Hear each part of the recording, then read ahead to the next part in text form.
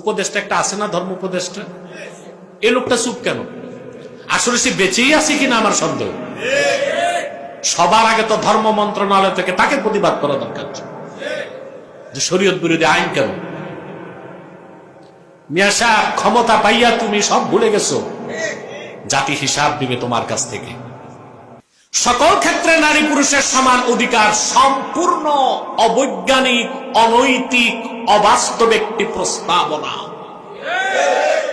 ইউনূস সরকারকে মানুষ ভ্যাট আর ট্যাক্স দেয় এইসব পাগল ছাগলগুলোরে লালন পালন করার জন্য। 80% মুসলমানের দেশ, ওই নারী সংস্কার কমিশনে কোন আলেমকে রাখে নাই কেন?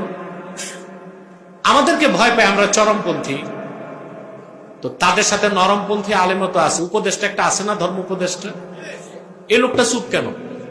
আসলে সে বেঁচেই আছে কিনা আমার সন্দেহ।